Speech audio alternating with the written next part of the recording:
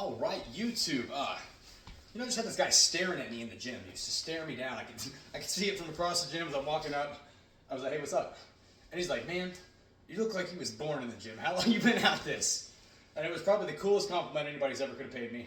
And we sat there and we had a conversation about diet, exercise, and gaining weight and losing weight, and just all the things that go with it, right? And it was a good conversation. And we kind of hit it off. This guy's name is Paul. I'm sure you don't mind me sharing. He's about retirement age, a little bit overweight, in the gym doing cardio, trying to work on himself. And he says this to me, and we just had a small conversation, and I was telling him about what I eat and stuff like that. And I just want everybody to understand that that's how most gym experiences are.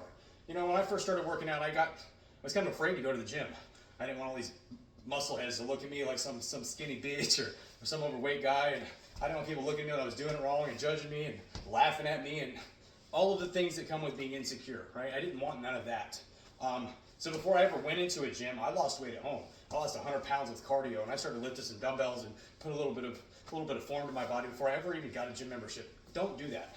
There's people at the gym that are a wealth of knowledge that want to help you. They want to talk to you about diet. They want to talk to you about supplementation. They want to talk to you about behaviors and character traits that are going to get you where you want to go. They want to help you. These people are my people. They're very inviting. They're very community oriented, and if they can help in any way, shape, or form, they're going to. All of us have a gym clique. I know my guys that I like to lift with, and I ain't been there in a while, but we all have our group inside that gym, and that's our community. Some people get off work and they go to the bar and they have a few beers with their buddies. We do that at the gym. Our social life is at the gym. And anybody that's thinking about it, just get in there and go. Take that first step and see if you can't find somebody that maybe looks the way you think you want to look, and start picking their brain, because I guarantee they're going to have something that's useful to you. Okay, enough of that. Let's get into my workout. Take this off here because I'm sweating. Weight this morning was 193. A little bit heavy over the holiday, but that's because I drink a lot, okay? The diet was pretty on point, but once you start drinking, you don't convert your carbohydrates. When you eat fat, there's no conversion. It goes straight to fat.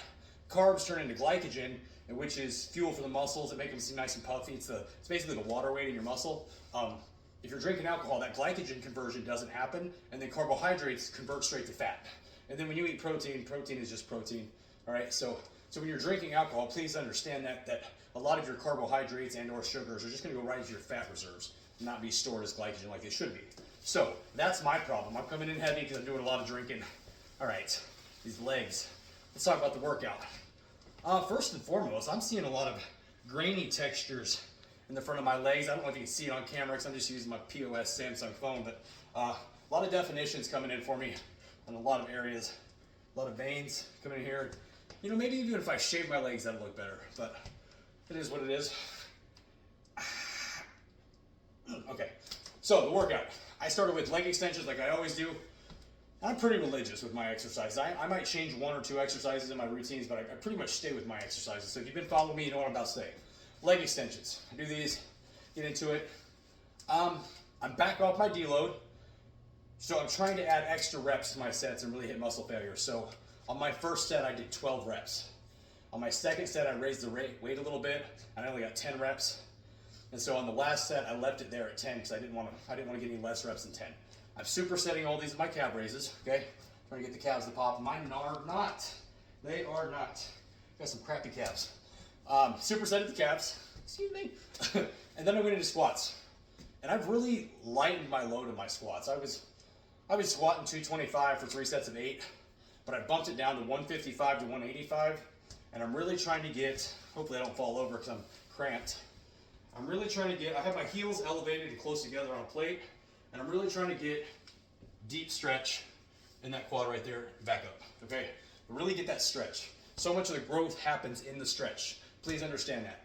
Full stretch, okay? If you're breaking 90 because you're training for power stuff, awesome, that's cool stuff, but not me. I want to grow. So that stretch is where that growth happens. And then lastly, I'm supersetting the calves here too. Lastly, I went over into some form of lunge. For me, I think it's called the Bulgarian lunge, split squat, something along those lines. But I have a pole stable up and down to hold myself. I'm on one foot, I've got a dumbbell, and I squat into it. And then I switch sides. But that's it. That's my exercises. 3 exercises, looking good. And I'm getting off here. Remember, get yourself in the gym. There's people in there that want help. I'm out.